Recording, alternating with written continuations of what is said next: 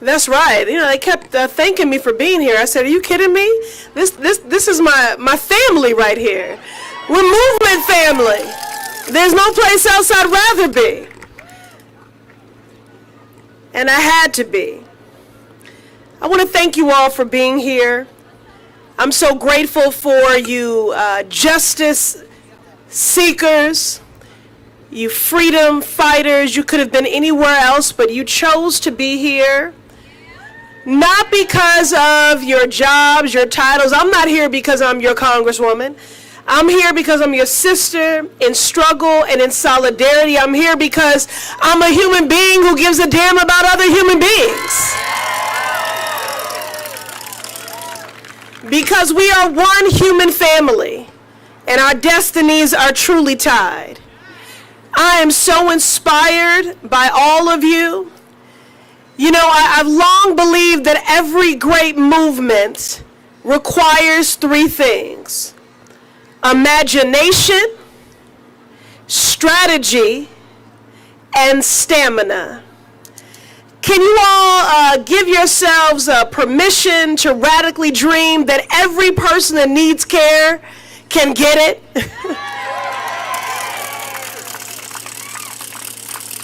You are employing the strategy of peaceful protest and civil disobedience, which has been proven throughout history to be the way that we resist tyranny, that we resist oppression, that we advance progress.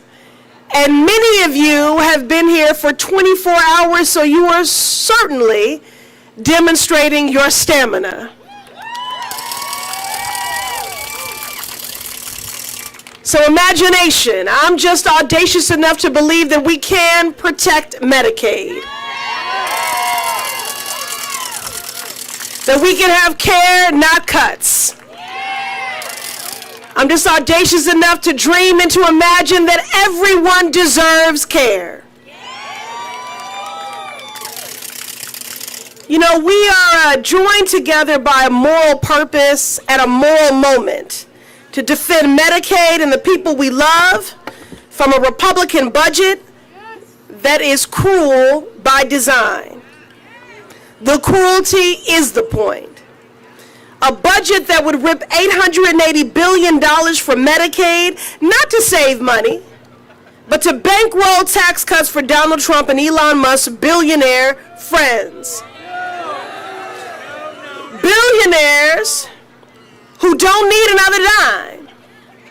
People who will never face the agony of choosing between medicine and rent, groceries and insulin. Medicaid is not some line item on a spreadsheet. Medicaid is health care.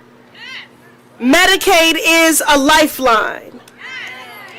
No one should be in the business of taking away health care from people. This is not about Democrats versus Republicans. This is about right and wrong, good and evil. It is as simple as that. Denying people health care, that's wrong. That's evil. Republicans are firing food inspectors in the Department of Agriculture.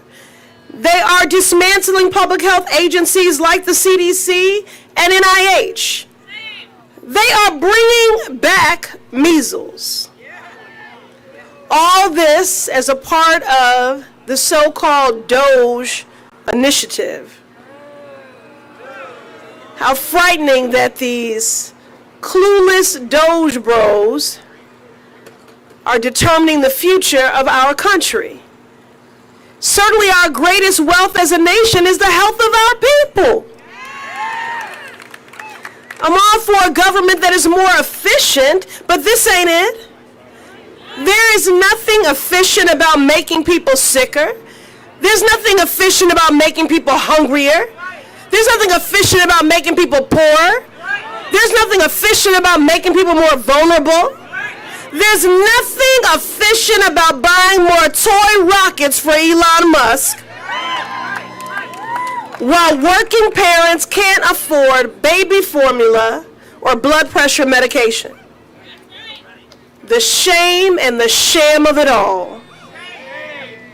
Cutting Medicaid would hurt folks from every walk of life and at every stage of their life.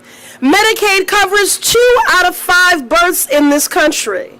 Slashing Medicaid will only accelerate the maternal health crisis and widen the racial disparities that already harm black women in my district, the MA 7th, and across the country.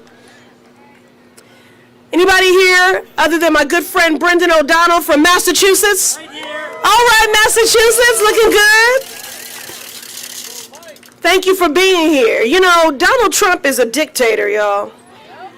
And the reason why Republicans are so anti-woke is because they want a citizenry that is ignorant and uninformed.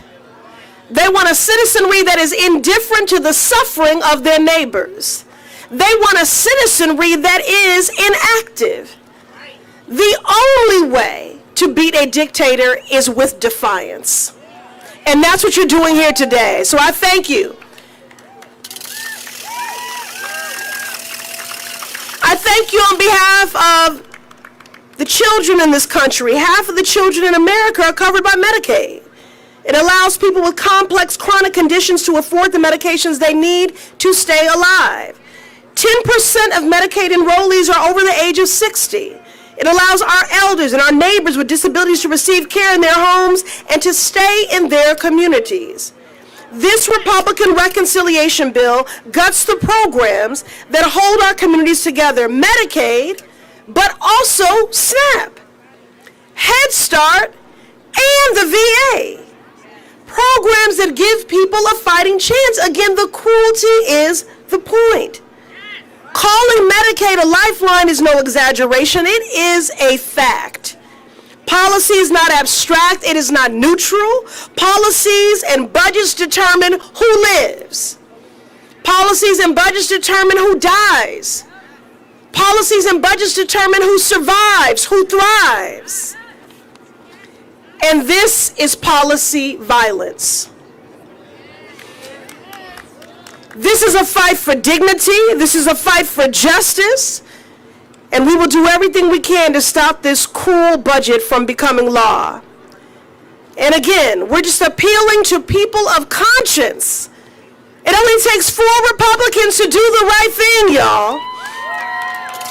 4 to stand with the people that they serve instead of being a cult of cowards complicit in the wholesale harm of our people. It just takes 4 Republicans of conscience to do the right thing, to stand up for the people they serve. 4 to show a shred of humanity. 4 to take Medicaid. How many of y'all? So let's make sure they hear us today, tomorrow, and every day until they do.